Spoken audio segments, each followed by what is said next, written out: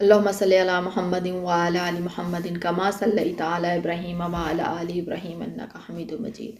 अल्लाहुम्मा बारिक अला मुहम्मदिन व अला आलि मुहम्मदिन कमा बारकता अला इब्राहीम व अला आलि इब्राहीम इन्नका हमीदुम मजीद। रब्बि ज़िदनी इल्मा रब्बि इश्रह लिी सदरी व यस्सिर ली अमरी वहलुल उक़दतम मिन लिसानी यफ़क़हू क़ौली। अस्सलामु अलैकुम व रहमतुल्लाह। कैसे हैं आप सब? उम्मीद है कि सब अपने घरों में खुश व खुर्रम ज़िंदगी गुजार रहे होंगे। और कुरान पाक की अभी तक जितनी भी हमारी सूरतें हो चुकी हैं उन सबको आप सब ने सुन लिया होगा। और अगर किसी की कोई सूरत रह गई है तो उसको मुकम्मल कर लें। इंशाअल्लाह ताला अल्लाह ताला मदद फरमाएगा और आपके वक्त में जो है वो उसकी बहुत ज़्यादा बरकत भी होगी। बिस्मिल्लाहिर्रहमानिर्रहीम।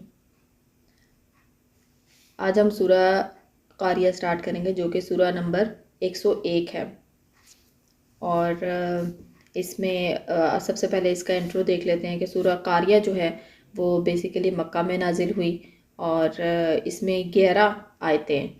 टोटल सिर्फ 11 आयतें हैं। और ये भी आपको पता है 30वें पारे की सूरतें वैसे भी छोटी छोटी सी हैं और क़यामत और आखिरत के बारे में सारी की सारी तकरीबन तकरीबन सारी में ही ज़िक्र क़यामत का किया गया है।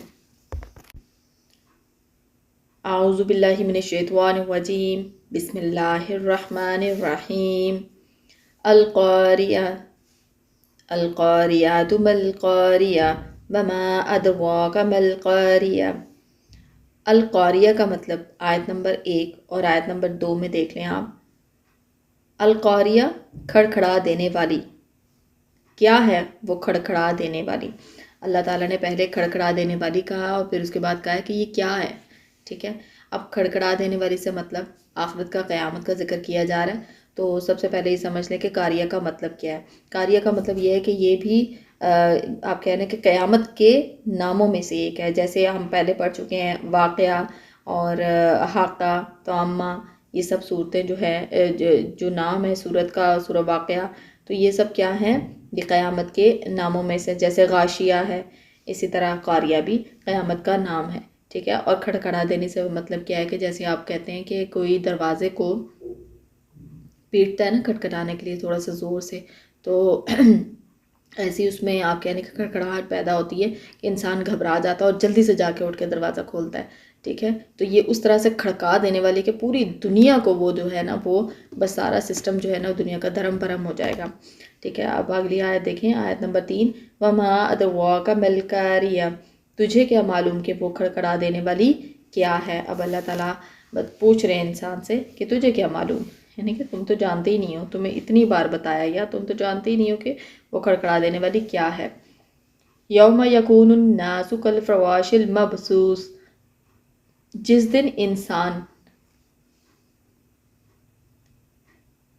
दानों की तरह उठ जाएंगे, यानी कि इंसान जो कब्रों में बंद हैं, इतने अरसे से दफन है, ज़मीन के अंदर हैं, किसी भी सूरत में उनकी मौत आई, वो कहीं पे भी मौजूद हैं, तो क़यामत की ये थरथराहट और खड़खड़ाहट जो होगी उसके बाद क्या होगा कि वो सब इंसान ज़मीन से उगाएंगे। जैसे आप कह लें कि कहीं पे बीज डाला जाता है और फिर उस बीज को आप कुछ अरसे तक देखते हैं, कुछ हफ्ते के अंदर ही, 2 हफ्ते के अंदर ही वो उग के ऊपर की तरफ ग्रीन कलर की उसकी थोड़ी सी कोंबले निकल आते हैं। बिल्कुल इसी तरह इंसान ज़मीन से निकल कर बाहर की तरफ आ जाएंगे। जैसे आप कह सकते हैं ना कि मच्छर और शमा के गिर्द जो परवाने मंडला रहे होते हैं उस टाइप का, टिड्डियों की तरह, इन तरह की एग्जाम्पल्स आप ले सकते हैं कि इस तरह से इतनी ज़्यादा मखलूक अब तक जब से दुनिया आबाद है तब से इस ज़मीन के अंदर दफन हो चुकी है कि वो सारी की सारी उस क़यामत के वक्त निकल कर बाहर आ जाएगी।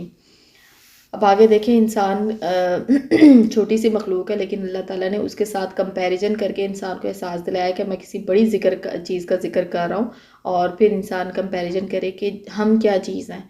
ठीक है, जैसे कि पहाड़, वतकूनुल जिबालु कल इहनिल मनफूश, और पहाड़ धुने हुए रंगीन ऊन की तरह हो जाएंगे। जैसे आप कह सकते हैं ना जो रुई होती है, कॉटन होती है, वो आपने देखा कितनी हल्की सी होती है। और इसमें यहाँ पे इहन जो है ना, इहन का मतलब ये है कि उस ऊन को कहते हैं जिसमें कलर डाल दिया जाता है और वो कलरफुल हो जाती है। ٹھیک ہے. اور آج کل ویسے بھی سردیاں، سب لوگ اپنی اپنی رضائیوں کو سیٹنگ کر رہے ہوں گے، تو آپ اس اون کو تھوڑا سا فیل کر سکتے ہیں ہاتھ میں پکڑ کے کہ اس اون کی طرح یا اس روئی کی طرح پہاڑ جو اتنی بڑی مخلوق ہے اللہ تعالیٰ کی، وہ بھی قیامت کے وقت اس اون کی طرح کر دیے جائیں گے. تو اللہ تعالیٰ نے قرآن پاک میں نا جگہ جگہ ذکر پہاڑ جیسی مخلوق کا، بڑی مخلوق کا اس لیے کیا ہے کہ انسان اپنے آپ کو کیا سمجھتا ہے، میں تو اتنی بڑی مخلوق کو بھی اس طرح سے کر دوں گا. ٹھیک ہے، تو تھوڑا سا کمپیریزن بھی انسان تھوڑا سا سوچے تو کر سکتا ہے. فَأَمَّا مَنْ ثَقُلَتْ مَوَازِينُهُ، پھر جس کا پلہ بھاری ہوگا. اب اللہ تعالیٰ نے یہاں پہ اعمال کا ذکر کیا. آپ کو پتہ ہے نا کہ اعمال جو ہے وہ کبھی گنے نہیں جائیں گے، وہاں پہ ہمارے اعمال کو تولا جائے گا. ٹھیک ہے، ترازو میں تولا جائے گا، یا ویسے ان کے پاس جو ایک میجرمنٹ ہوگی اس میں تولا جائے گا. واللہ عالم، وہ اللہ تعالیٰ بہتر جانتے ہیں. لیکن جو یہاں پر بات کی گئی ہم صرف اسی کی ڈسکشن کریں گے کہ جس کا پلہ بھاری ہوگا. اب آپ کو پتہ ہے کہ جب میجرمنٹ کی جاتی ہے ترازو میں، تو جو چیز نیچے رہ جاتی ہے اٹ مینس کہ اس کا ویٹ زیادہ ہے. ٹھیک ہے، اور جو چیز اوپر کی طرف چلی جاتی ہے وہ اس کا مطلب یہ ہوتا ہے کہ اس کا ویٹ ہلکا ہے نا، تو وہ اوپر چلی گئی ہے. ٹھیک ہے، اور ایک ویٹ ہے جس کا زیادہ وہ اوپر نہیں جا سکتے، تو وہ نیچے کی طرف ہی اس کا پلہ بھاری ہو جائے گا. تو پلہ اگر نیکیوں کا بھاری ہوگا تو پھر کیا ہوگا کہ فَهُوَ فِي عِيشَةٍ رَاضِيَةٍ، وہ تو خاطر خواہ آرام کی زندگی میں ہوگا. اوبیسلی اللہ تعالیٰ اس کے لیے بہترین انجام ہوگا اور وہ جنت میں جائے گا. ٹھیک ہے، اور آگے دیکھیں وَأَمَّا مَنْ خَفَّتْ مَوَازِينُهُ، اور جس کی تول ہلکی ہوگی، یعنی کہ اوبیسلی ابھی بتایا آپ کو کہ ایک پلہ اوپر ہوگا اور ایک نیچے ہوگا. جو نیچے ہوگا وہ پلہ بھاری ہے، وہ نیکیوں کا ہو سکتا ہو، اللہ معاف کرے خدا نہ خواستہ کسی کا پلہ اگر برائیوں کا ہوگا تو وہ پھر نیچے ہوگا. ٹھیک ہے، اور جو اوپر ہے وہ اچھائیوں کا ہوگا.